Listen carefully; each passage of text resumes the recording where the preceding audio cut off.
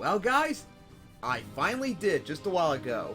I finished my very first game on EU4 after almost 4 years of playing this game. This is my Korea game, which I spent the last last few hours of this day beating the last 72 years. I did this game either in like late 2017 or sometime into 2018. I actually looked up off screen when I finished the game, but it doesn't say what date it was.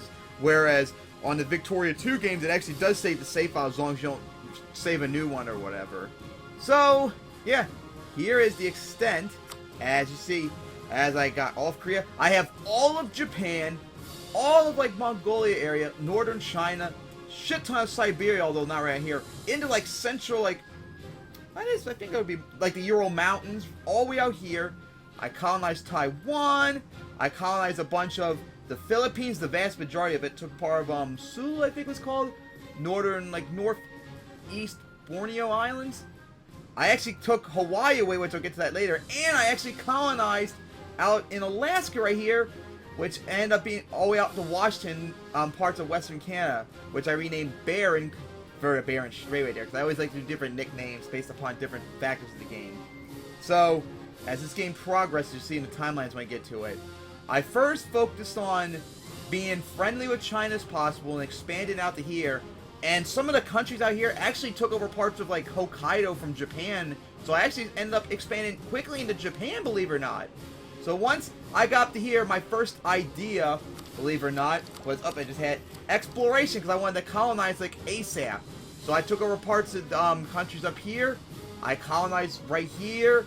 I colonized like Taiwan, and I eventually started quickly expanding out into Alaska and such.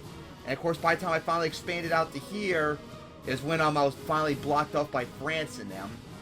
So after all that, I eventually focused on taking over back and forth between like China, like any of the Chinese or Mongolian states right here, and taking over Japan, which by sometime in the 1600s I finally managed to do so, but it took a whole bunch of overextension when I did that, so I had to wait like a good 20 years, I think, before I could attack anyone again.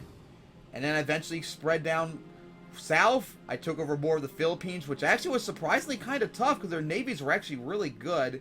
But I eventually managed to set up a foothold, and then earlier today I just kept expanding out west to, out west to the Urals.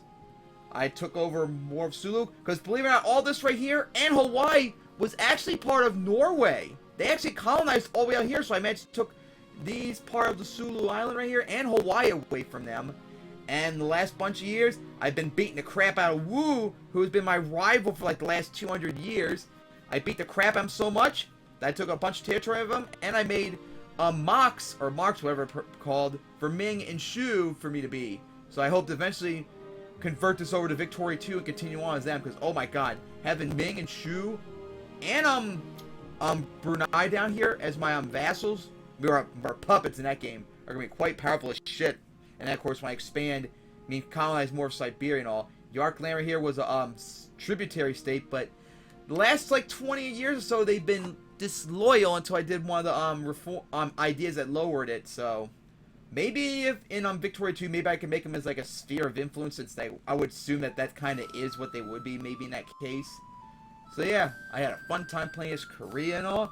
So here's the world maps and the timeline. I'm going to show like pretty much everywhere in the world what happened as it happened. So see you guys, and I hope you enjoyed this game.